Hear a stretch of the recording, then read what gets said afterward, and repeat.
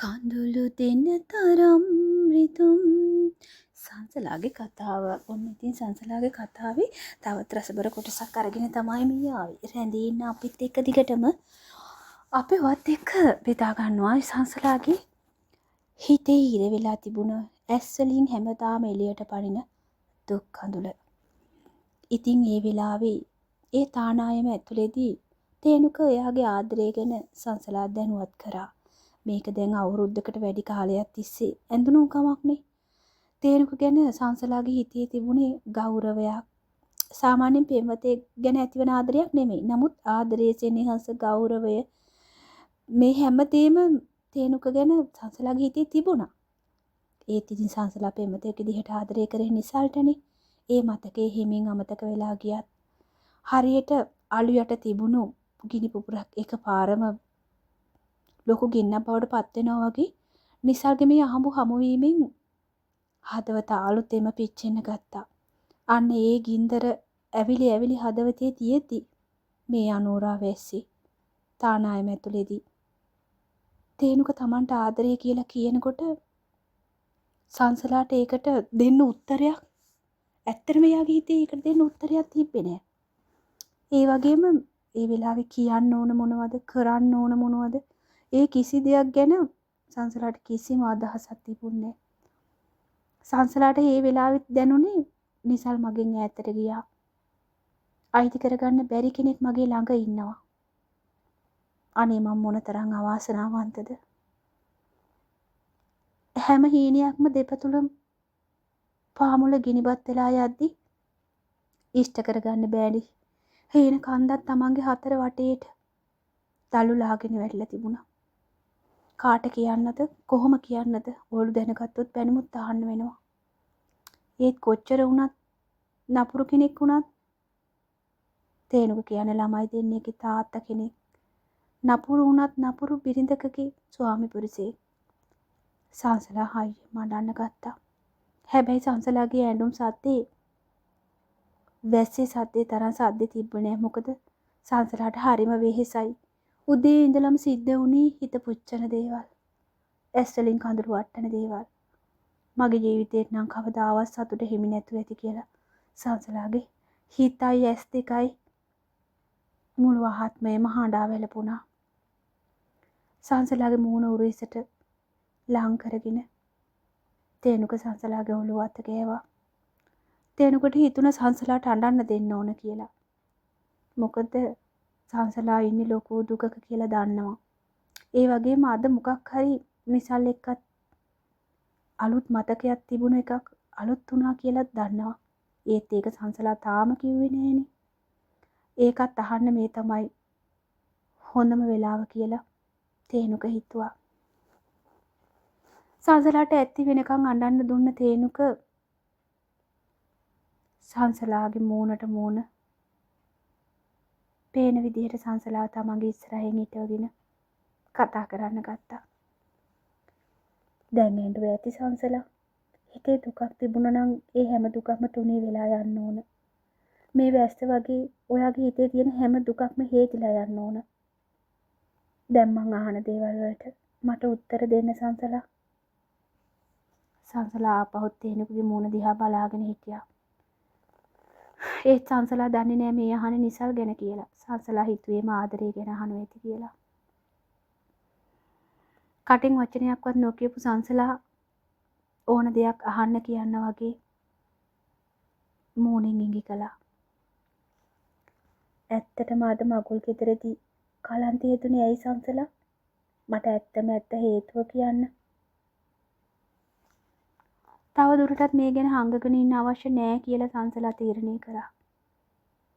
නිසල්ගේ හමුවීමේ පටන් නොදැනුවත්ව කිසිම දැනුම් දීමකින් තොරව නිසල්ගේ වෙන්වීම ගැන නිසල්ගේ විවාහය ගැන හැමදේම සංසලා පුංචි වචන කීපයක් ඇතුළ ලොකු කතාවක් කිව්වා. ඒ හැමදේම සාවධානව අහන් හිටපු තේනුකා පහු ජනේල ළඟට ගිහින් ඈතින් පේන වැස්ස දිහා බලන් හිටියා. එළියේ හරියට වහිනවා විදුලි කොටනවා. අකුණු හඬ දැකලා සංසලා ජනේල ළඟට ගියා. ඔතන ඉන්න එපා තේනුකයි. විදුලි කොටනවනේ. ඇවිත් ඉඳ ගන්නකෝ. ඉතාමත් බිඳුණු හඬකින් තමයි සංසලා තේනුකට ඉඳ ගන්න කියලා කිව්වේ. තේනුක ආපහුත් ඇවිත් පුටුවේ වාඩි වුණා. ඇයි සංසලා ඔයා මට නිසල් ගැන කිසිම දෙයක් කවදාවත් කිව්වේ නැත්තේ?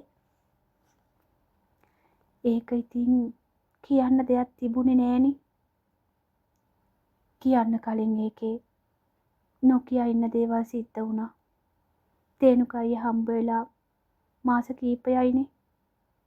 නිසල් රට යනකොට අපේ ආදර සම්බන්ධයටත් මාස කීපයයි. කවුද හිතුවේ නිසල් රට ගියාට පස්සේ මේ හැමදේම ඉවරයි කියලා. දැන් ඉතින් කමක් නෑ. එයාට හොඳ ලස්සන නෝන කෙනෙක් ඉන්නවනේ. ඒ මනමාලිත් හරිම හොඳ කෙනෙක්. මට කියන්නකෝ තේනුකය කොහොමද මේක දැනගත්තේ කියලා? තේනුක සංසලාගේ ෆෝන් එක ආන්සර් කරපු විස්තරේ කිව්වා. මං ආයි කවදාවත් කැමති නෑ නිසාගේ කටහඬ අහන්නවත්. මට ආයිත් ඒ මනමාලිලාගේ ඒ ගෑවුන කෙනෙක්ගේවත් කිසිම වැඩකුත් මට බාර දෙන්න එපා. මට පුළුවන් විදියට මම ජීවත් වෙනවා. මං කැමති නෑ මගේ හිතේ ඇති වුණ තුවාලේ ආයි අලුත් වෙනවා දකින්න. නෙත් දෙක පුරා ගලන කඳුළු වලින් සංසලා එහෙම කිව්වා. තේනුකට නම් හරිම සතුටුයි. ඇත්ත සංසලා. දැන් නිසල් කියන්නේ කසාද බැඳපු කෙනෙක්. චූටි දුව හරිම හොඳ කෙනෙක්. නිසල්ලගේ පවුල් හරිම වැදගත්. දැන් මේක නොවිය යුතු දෙයක්. මොකද එයා බැඳලානේ. හැබැයි ඔයා මීට කලින් මේක ගැන මට කිව්වනම් මම මේ ලංකාව පීරලා හරි ඔයාට නිසල්ව හොයලා දෙනවා. ඔයා මේක හංගගෙන ඉඳලා ඔයාගේ ජීවිතේට කරගත්තේ ලොකු වරදක්. ඒක අතකින් ඉතින් හොඳයි. එහෙම නොවුනා නම් මේක දැනගත්තත් මගේ හිතට ඇතිවෙන්නේ ආපහු දුකක්නේ. සංසලා මුකුත්ම කිව්වේ නෑ. සංසලාගේ ෆෝන් එක අරගත්ත තේනුකම නිසල්ගේ නම්බරේ මනමාලිගේ නම්බරේ ඒ හැම නම්බර එකම බ්ලොක් කරා. සංසලාගේ සිම් එක ගලවලා අතට අරගත්ත තේනුක එක දෙකට කඩලා ගලාගෙන යන වතුරට ගසාගෙන යන්න කියලා හිතලා ජනේලෙන් එළියට වීසි කරා. මං හෙට උදේට ඔයාලට සිම් එකක් අරන් දෙන්නම් සංසලා. ආයි කවදාවත් මේ අතීත කුණුගොඩ තියෙන සිම් එක පාවිච්චි කරන්න එපා. තේනුකටත් ඕන උනේ නිසල්ගෙන් සංසලාව සම්පූර්ණයෙන් ඈත් කරන්න. දැන් ඉතින් කොහොමත් වැඩක් නෑ නිසල් බැඳලානේ. මොකද මට පුළුවන් වුණත් සංසලාව බාර ගන්න නිසල්ට පුළුවන් කමක් නෑ සංසලාව බාර ගන්න. තේනුක තදින් මෙහෙම හිතුවා.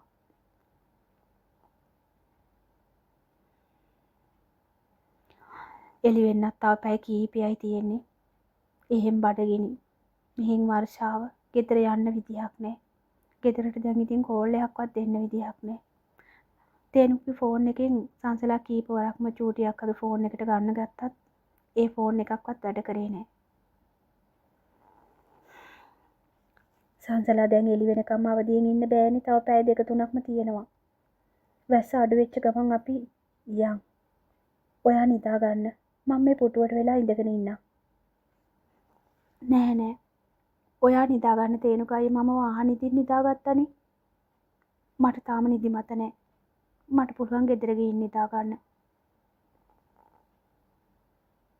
කොහොම හරි අන්තිමට සංසලාට ඉඳගෙන ඉන්න දුන්නේ නැහැ.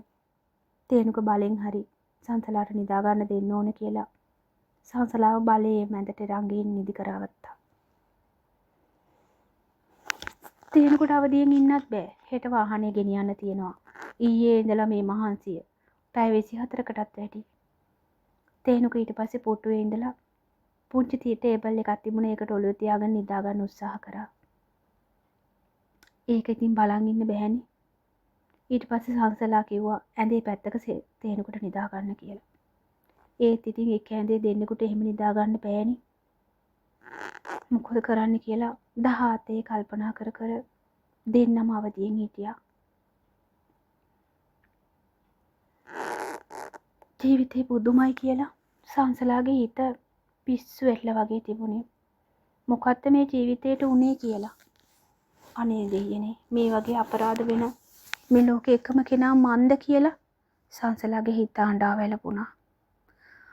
මොනතරම් අවස්ථාව තිබ්බත් සංසලාගේ ජීවිතේට අවඩක් කරන්න තේනුක අබමල් රේණුවකින්වත් හිතාගත්තේ නැහැ.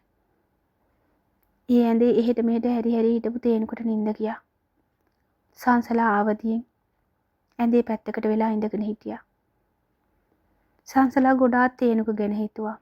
අවුරුද්දකට වැඩි කාලයක් ජීවිතේ මුන්න තරම් දේවල් අපි වෙනුවෙන් කළාද? කොච්චර හිත හොඳ මිනිස්සෙක්ද?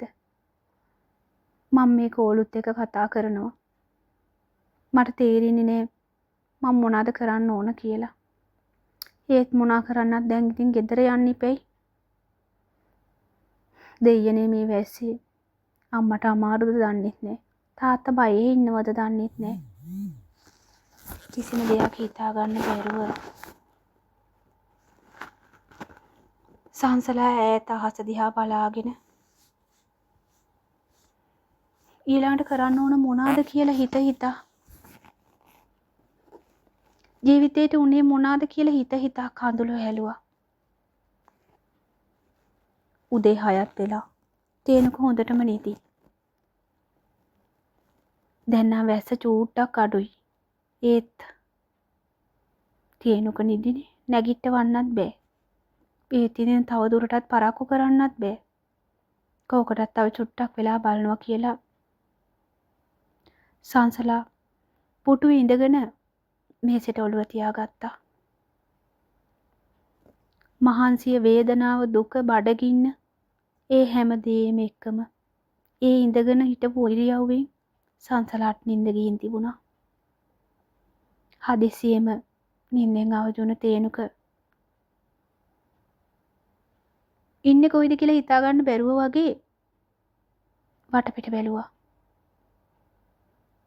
ඇඳේ නම් කවුරුත් නැහැ. එතකොට තමයි යාට මතක් වුණේ දෙයියනේ ඊයේ අපි මෙන්න තානායමේ නතර වුණානේ. කෝ සංසලා කියලා ඉක්මනින් ඇඳේ ඉඳගත්ත තේනුක සංසලාව කෝ කියලා බලුවා.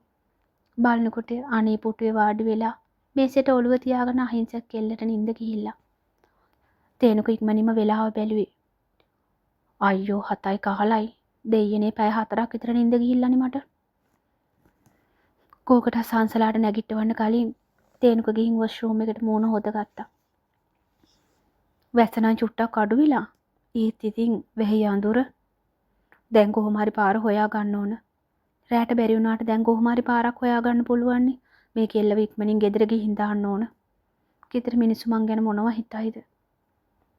තේනුක ඊට පස්සේ ඒ තානායමේ අයිතිකාරයාට කතා කරලා කෑම් මොනව හරි තියෙනවද බැලුවා. සෝටිස් වර්ගයි තේයි නම් තියෙනවා කියලා කිව්වා. සෝටිසුයි තේයි ඕඩර් කරලා තේනුක කොහොම හරි සංසලාව නැගිටවන්න ඕන කියලා ගියා. සංසලා නැගිටින්නකෝ අපි දැන් යන්න ඕන. අයියෝ මට නිින්ද ගිහිල්ලානේ. 6 වෙනකරුත් මං අවදියෙන් හිටියා. S2වත් අරගන්න බැහැ. ඒක තමයි ළමයෝ 7යි කාලයි මටත් නැගිට වෙනකොට. දැන් 7:00යි. අපි 8ට කලින්වත් පිටත් වෙන්න ඕන. සංසලා ගිහින් මූණකට සෝදන් එන්නකෝ. මං තේ බොන්න ඕඩර් කරා. තේ එකක් බීලා අපි ඉක්මනින් මෙතනින් යන්. සංසලාගේ S2ත් එක්ක ඉදිමිලා නිදි මරලයි අඬලයි. මොනව කරන්නද? සංසලා ඉක්මනින් වොෂ්රූම් එකට ගිහිල්ලා මූණකට හොදගෙන ඉක්මනට ආවා. ඇඳුම් මාරු කරන්න කියලාද? දත් මදින්න කියලාද මොකවත් නැහැ. ෂි අපි නම් මහා පෙරේතයෝ වගේ නේද? ඒකනේ කවුද ඉතින් මෙහෙම අවස්ථාවක් උදා වෙයි කියලා හිතුවේ සංසලා. මගේ වාහනේ නම් ටීත් බ්‍රෂ් ඔක්කොම තියෙනවා. ඒත් ඉතින් මෙහෙට ගෙනාවේ නෑනේ. දැන් ඉතින් ගිහිල්ලා ඔයාව ගිහින් දාලම තමයි දත මැදලා මූණ හොද ගන්න වෙන්නේ. ඒකනේ. හරි මේ ආන්තේ ගෙනාවා. යන්කෝ ඉක්මනට අපි තේ ටික බීලා යන්න පිටත් වෙමු. දෙන්නම ගිහිල්ලා සෝටිස් වලට තිබුණේ තෙලොල් රොටියකුයි වඩේ දෙකකුයි විතරයි. වෙන මොනවත් නම් හදලා නැල්ලු තාම. උදේ වැඩිනේ. 8වත් පහු වෙනවා කිව්වා කෑම එනකොට. කමන්නේ මේ ටික ඇති. කාලා දෙන්නාම ගමන යන්න පිටත් වුණා. තාමත් එළියේ ඉතින් යන්තම් වැස්ස. දැන් නම් කොහොම හරි පාරක් හොයාගෙන යන්න බැරි වුණා. පාරක් හදාගෙන හරි යන්න වෙනවා සංසලා. එළි වෙනකොට කෝල් 100කට වැඩි තුෂාරි අරන්. මම ෆෝන් එක සයිලන්ට් කරලානේ තිබුණේ. එහෙනම් ඉතින් අද ගෙදර ගිහින් ඉවරයි. හෙට උසාවි යන්න වෙයි මෙයාට නඩු දාන්න. දැන් නම් ඉතින් අවුලක් නැහැ.